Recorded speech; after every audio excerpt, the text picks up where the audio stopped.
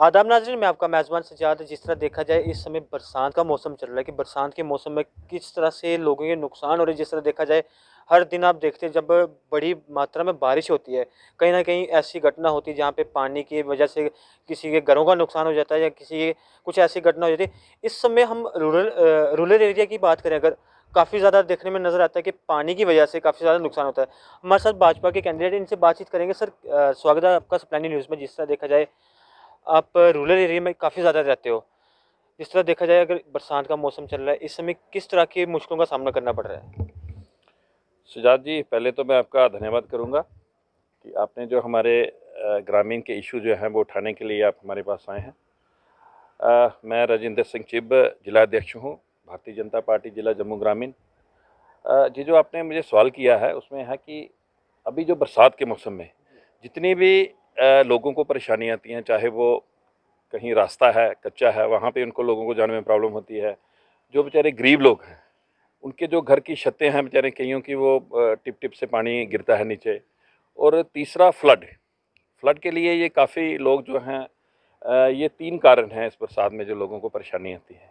अब उसमें थोड़ा-सा हम अपने आप को भी कसूरवार समझते हैं, क्योंकि ये जो खड्डे हैं, मैं पहले देखता था, छोटा-सा था तो मैं यहाँ पे आता था तो खड्डे लगभग काफ़ी दूर, और जो नाले या नहरें काफ़ी बड़ी थी। अब उनको इंक्रोच कर के आपने वहाँ पे मकान बना लिए हैं, हम लोगों ने बनाए हैं। अब जब पानी आता है, पानी अपना रास्ता जो है वो खुद बनाता है और वो घरों में घुसता है। फिर हम लोगों को, हम क्या कहते हैं कि हम जो प्रशासन है उसके ऊपर उँगली उठाते हैं कि उन्होंने कुछ नहीं किया। जब ये काम हम करते हैं तो ये कम से कम ये चीज़ सोचनी चाहिए। और दूसरा है जो रास्ते हैं, जहाँ पे चीकड़ है, काफ़ी लोगों को परेशानियों का कारण होता है। एक साइड में नाला है कच्चा, उसको बांधा नहीं गया है, और जब वो बारिश के इन बरसातों के एरिए में आहिस्ता आहिस्ता वो घटना टूटना शुरू हो जाता है तो वो रास्ते भी काफ़ी बंद हो जाते हैं। ये 2-3। और तीसरा जो मैं कह रहा हूँ कि जो गरीब लोग हैं, हमारे भारत के यशस्वी प्रधानमंत्री माननीय नरेंद्र भाई मोदी ने ये प्रयास किया है कि कुछ गरीब लोगों के जो मकान हैं, हाउसिंग फॉर ऑल, जिसमें प्रधानमंत्री आवास योजना के तहत कुछ लोगों के मकान दिए हैं हमने। मैं बात करूं अपनी म्यूनसिपल कमेटी घोमनासा का, मैं पहले चेयरमैन भी रहा, 2.5 साल मैंने वहां पे की है, और मैंने 200 कुछ मकान जो है वो गरीब लोगों के बनाए हुए हैं। कईयों के छत पड़ गए हैं, कईयों ने कंप्लीट कर दिया है। ये प्रयास हम लोगों को करना चाहिए। ऐसे ही जैसे ग्रामीण एरियो में, जैसे पंचायतों में जो है, वहाँ के सरपंच, वहाँ के पंच को थोड़ा सा इंटरेस्ट लेके, मैं जब बाहर जाता हूँ देखता हूँ कि काफ़ी गरीब लोग हैं वहाँ पे। और अभी थोड़े दिन पहले मैं आपको बताऊं, अगर आपके पास टाइम होगा मैं आपको ले चलूंगा। एक परिवार है हमारे साथ, तारूचक गांव में रहता है, मैंने फेसबुक पे फोटो डाली थी उसकी।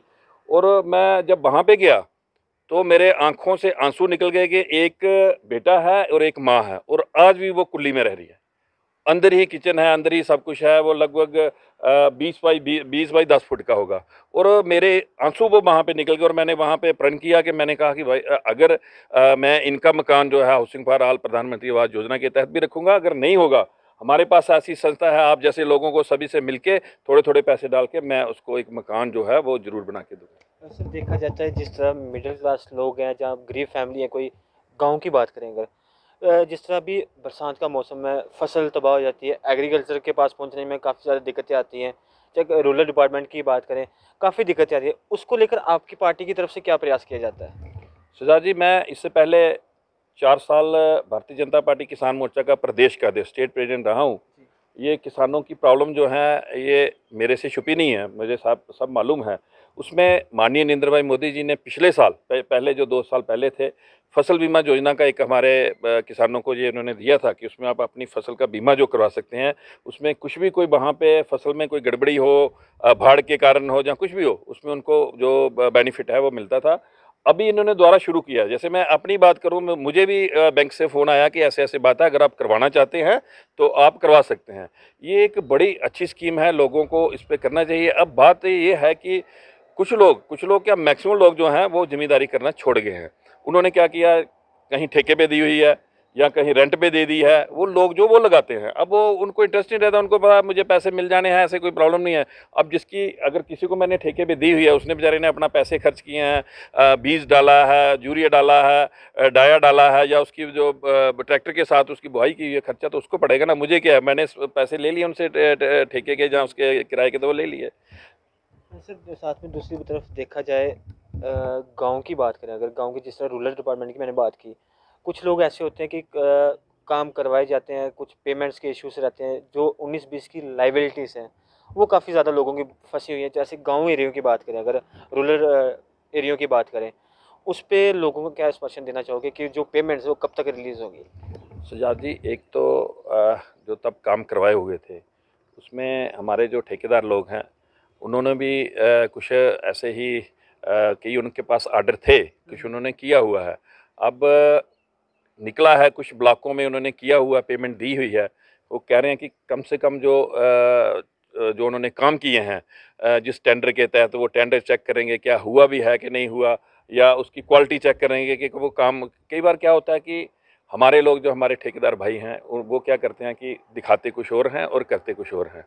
उसका कम से कम संज्ञान जो लेने के लिए, कम से कम उसका देखने के लिए मेरा पर्सनल यही है कि कम से कम जिन लोगों ने काम किया है, अच्छा काम किया, अच्छी क्वालिटी का काम किया है, उनको बेचारों को पैसे जो हैं वो मिलने चाहिए। और हमने ये बात जो हमने अपने मेंबर पार्लियामेंट माननीय जुगल किशोर शर्मा जी के आगे भी उठाई थी, हमने माननीय हमारे जो प्रदेश अध्यक्ष माननीय रविंद्र रैना जी से भी उठाई थी, और हमारे जो मंत्री हैं पीएमओ में माननीय डॉक्टर जितेंद्र सिंह जी, उनके साथ भी बात की। उनका प्रयास चल रहा है। मुझे लगता है अभी आज ही मुझे सुबह फ़ोन आया था कि कुछ ब्लॉकों में पैसा जो है वो चला गया है, उसकी क्वालिटी चेक करके उन ठेकेदारों को आहिस्ता आहिस्ता पेमेंट होना शुरू हो गई है। हाँ, बस उसी को नहीं होगी जो ऐसे हवा में जिन्होंने डाले हुए हैं। कुछ ऐसे लोग भी हैं जो करते हैं, पर उनको देखने डिपार्टमेंट देख लेगा उनको। सर, देखा जाए लोगों की तरफ से काफ़ी नाराज़गी दिखाई जाती है भाजपा को लेकर। ऐसी क्या बात आ गई कि लोग इतने नाराज़ हो चुके हैं भाजपा से? सजाद जी, नाराज़गी तो नहीं है लोगों में।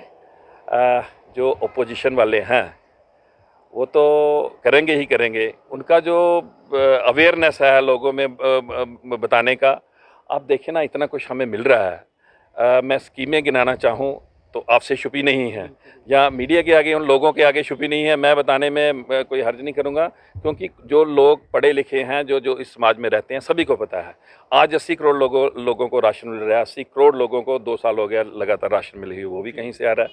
आज वैक्सीनेशन देखो, वैक्सीनेशन जो है पूरे वर्ल्ड में सिर्फ हिंदुस्तान, भारत में ही ऐसी है।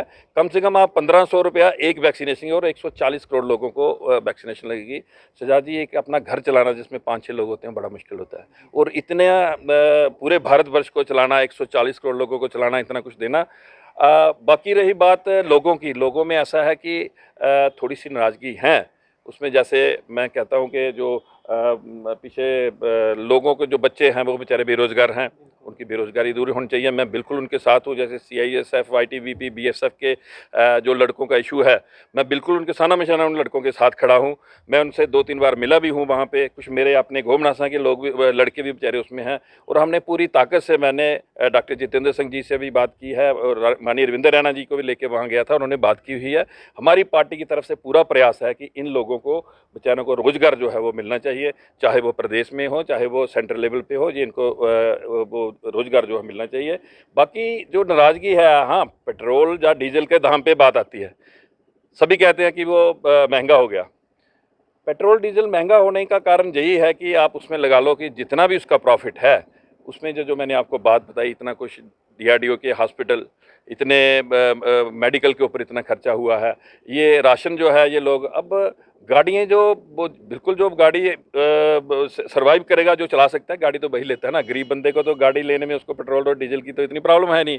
पर अगर वो अपने आप में चाहे, अगर मैं एक भारतीय होने के नाते मैं कहूँगा कि मैं 1 लीटर पेट्रोल के पीछे 30 रुपये जो है वो भारत के खाते में डाल रहा हूँ, हिंदुस्तान के खाते में डाल रहा हूँ, ताकि लोगों का भला हो सके। और हो रहा है भला, आप खुद देख रहे हैं, लोग फ्री में राशन ले रहे हैं आराम से, उनको कोई प्रॉब्लम नहीं आ रही।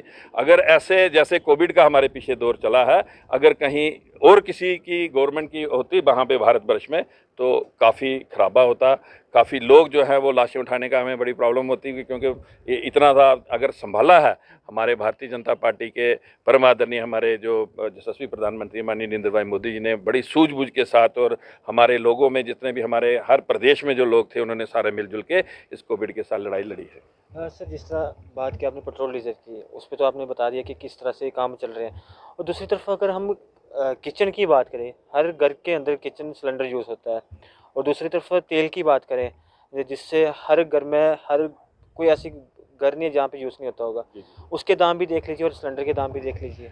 नहीं, वही मैं कह रहा हूँ ना कि इसमें थोड़ा सा जो उसमें गरीब फैमिलीज भी आती हैं जहाँ पे दिहाड़ी लगाकर एक अपना घर का गुजारा चलाते हैं। बिल्कुल बिल्कुल, वो बिल्कुल आपकी बात सही है। मैं वही कह रहा हूँ कि इसका जो थोड़ा सा उन्होंने टैक्सेस जो उसके ऊपर बढ़ाए हैं, थोड़े से महंगाई की अगर बात करें, जो थोड़े बहुत टैक्सेस हैं एक दो चीज़ों पे हैं, जैसे पेट्रोल डीजल की बात कही। चलो तेल का क्या है कि तेल में भी थोड़ा बहुत टैक्स होगा, उसमें जो उसका प्रॉफिट है वो माननीय मोदी जी अपने घर में नहीं लेके जा रहे। जैसे पहली गवर्नमेंट के थे, उन्होंने अपना क्या कुछ बनाया हो, बड़े बड़े पेट भर के वो कहते थे कि हमने ये किया वो किया। आज हमारे मंत्रिमंडल में, चाहे आप किसी भी प्रदेश में हमारी भारतीय जनता पार्टी की गवर्नमेंट हो, चाहे राष्ट्रीय लेवल पे हमारे माननीय नरेंद्र भाई मोदी की गवर्नमेंट में हो, कोई भी बंदा आपको करप्ट नहीं दिखेगा। और आज जितनी देर से 7 साल हो गए हमारे कार्यकाल को, हमारे भारतीय जनता पार्टी के इसमें जितनी गवर्नमेंट है हमारे नेशनल लेवल पे, कोई भी बंदा आज रिश्वत लेते या कोई इसका जितना भी कोई गलत काम करते आज तक नहीं पकड़ा गया। अगर किसी के ऊपर भी कोई इल्ज़ाम लगता है, माननीय नरेंद्र भाई मोदी जी, हमारे जो राष्ट्रीय अध्यक्ष हैं माननीय JP नड्डा जी, बिल्कुल उसके ऊपर पूरा संज्ञान लेते हैं और उसको बिल्कुल निकालने की कोशिश। जैसे अभी आपने देखा कि जो अपना हमारा कैबिनेट का था वो कितना चेंज किया उन्होंने, कुछ लोगों के ऊपर शक था, उनको ये इन्होंने एक साइड में किया है। ठीक है, मैं मानता हूँ कि इनके ऊपर थोड़ा बहुत टैक्स है, पर वो टैक्स जो है वो बिल्कुल जायज़ जगह पे इस्तेमाल हो रहा है, किसी मंत्री के घर में नहीं जा रहा। प्रधानमंत्री जी वो झोला लेके आए थे, झोला लेके चलेंगे, वो भी अपने घर में नहीं लेके जा रहे हैं। वो तनख्वाह भी नहीं लेते हैं, वो अपना जो खर्चा है वो अपने से ही पूरा करते हैं। अपने कैसे खाते हैं वो तो आपको सबको पता है, ऐसा कोई बात नहीं है, कोई ऐसी घबराने की। बाकी रही बात, जैसे आपने कहा कि गरीब, मैं भी गरीब हूँ, मैं कोई इतना बड़ा अमीर नहीं हूँ, मेरा कोई काम भी नहीं है, भारतीय जनता पार्टी का काम कर रहा हूँ, मैं भी उससे जूझ रहा हूँ। पर ऐसे लगता है कि जैसे अगर हम देश की बात करें तो देश के लिए अगर ये थोड़ा बहुत 1-2 साल के लिए अगर करना भी पड़ेगा तो हमें कोई परवाह नहीं है, हम करेंगे। आए दिनों में देखा जाता है पाकिस्तान की नाकाम हरकतें, एक जिस तरह आपने पिछले दिनों में देखा होगा एयरपोर्ट पे ब्लास्ट हुआ था, उसके बाद बस स्टैंड की बात करें, फिर कश्मीर की बात करें, अगर कश्मीर में हर दिन कहीं ना कहीं देखा जाता है इनकाउंटर होता रहता है, उस पर क्या कहना चाहोगे? सजाद जी, ऐसा है कि ये जो शैतान लोग हैं, खासकर जो उस सीमा पार से जो षड्यंत्र रचाते हैं, उनको अल्लाह भगवान वाहिगुरु कभी माफ़ नहीं करेगा, क्योंकि उनकी जो पीढ़ियां हैं बिल्कुल ख़त्म हो जाएंगी। हम इंसान हैं, हम इंसान के सभी के चेहरे पे, सभी के मुंह पे हमें इंसान देखना हो। जो गरीब है वो हर कास्ट में है, चाहे मुस्लिम है, सिख है, ईसाई है या हिंदू है, वो सबसे हमें प्रेम करना चाहिए। ऐसे लोगों को उनको सज़ा मिल रही है, हम देखें या ना देखें, ऊपर खुदा देख रहा है, इनको वो सज़ा मिलनी चाहिए। और ऐसा हमारे भारतवर्ष में हमारी जो सरकार है उसको मुंह तोड़ जवाब दे रही है, और उनको अब भी समझ नहीं आ रही कि ऐसा नहीं करना चाहिए। उनको कम से कम अपनी जो डेवलपमेंट है अपने देश की वो डेवलपमेंट करें, जैसे हमारे भारतवर्ष में हुई है, बाकी स्टेटों बाकी जो कंट्री हैं उनको भी वहाँ करना चाहिए। लड़ाइयों के बजाय अगर किसी घर में 4 भाई हैं वो भी अगर लड़ते हैं तो उनका बिल्कुल सत्यानाश हो जाता है। अपनी अपनी डेवलपमेंट कराना, अपना अपना काम करना, उनको ये सोचना चाहिए। और सख्त वार्निंग है हमारी गवर्नमेंट की तरफ से, चाहे प्रदेशों की है चाहे राष्ट्रीय लेवल की है, कि अगर आप बुरी नज़र दिखाओगे जहाँ पे तो उनका जो जवाब है आपको वो भी भुगतना पड़ेगा, और वो भुगत रहे हैं। ऐसा कभी भी नहीं करना चाहिए। ऐसा हमारे चैनल के माध्यम से जो बैकवर्ड एरिया के लोग हैं, चाहे रूरल एरिया के लोग हैं, उनको क्या कहना चाहोगे? अगर किसी प्रॉब्लम में या किसी चीज़ की ऐसी दिक्कत आए तो क्या कहना चाहोगे? सजाद जी, मैं आपके मीडिया के थ्रू ये कहना चाहता हूँ कि मैं संगठन से जुड़ा हुआ हूँ। मैंने कोविड में भी अपने जो 2-3 नंबर थे, मैंने टोल फ्री नंबर रखे हुए थे। किसी को भी किसी चीज़ की प्रॉब्लम हो, आप मेरे साथ संपर्क करना चाहते हैं तो बिल्कुल कर सकते हैं। मेरे नंबर मैंने बिल्कुल फ्लैश किए हुए हैं। और जहाँ तक इनकी प्रॉब्लम्स की बात है, मैंने कभी किसी के चेहरे पे ये नहीं कहा कि जी NC PDP या किसी कम्युनिटी के नाम पे हमने कभी किसी को नहीं कहा। सबका साथ, सबका विकास और सबका विश्वास लेके हम ये नारा लेके हम काम कर रहे हैं। और जब तक हमारे शरीर में सांस हैं, ये हम लोगों की सेवा करते रहेंगे, चाहे जो मर्जी हो। सभी जितने भी लोग हैं, चाहे गरीब लोग हैं, मेरे नाले तक ये पहुंचना चाहिए। मैं उसके लिए जहां तक भी हो उसका काम जो है वो करवाएंगे, चाहे किसी भी किस्म का काम हो, पर जायज़ काम होना चाहिए। नाजायज़ काम के लिए मैं बिल्कुल नहीं होता। जायज़ काम के लिए जो भी कोई मुझे कन्फर्म करेगा, मेरे साथ टचअप में रहेगा, मैं बिल्कुल साना मिशाना उनके साथ खड़ा हूँ, और जहाँ तक उनका काम होगा मैं जाने के लिए तैयार हूँ। जी शुक्रिया सर हमारे साथ जुड़ने के लिए। ये देखा जाए कहीं ना कहीं जिस तरह बैकवर्ड की मैंने बात की, रूरल एरिया की बात की, और हमने बातचीत की, लेकिन इनकी तरफ से कहा गया अगर किसी चीज़ की भी प्रॉब्लम हो, जिससे महंगाई की बात की हमने, और जिस तरह खासकर अभी बरसात के मौसम चल रहे, बरसात के मौसम में अगर किसी को किसी चीज़ की प्रॉब्लम आती है तो इनके नंबर हम कैप्शन में डाल देंगे, आप इनसे कॉन्टैक्ट कर सकते हैं। इस तरह देखते रहे सप्लाई न्यूज़, मुझे दीजिए इजाज़त, आदाब।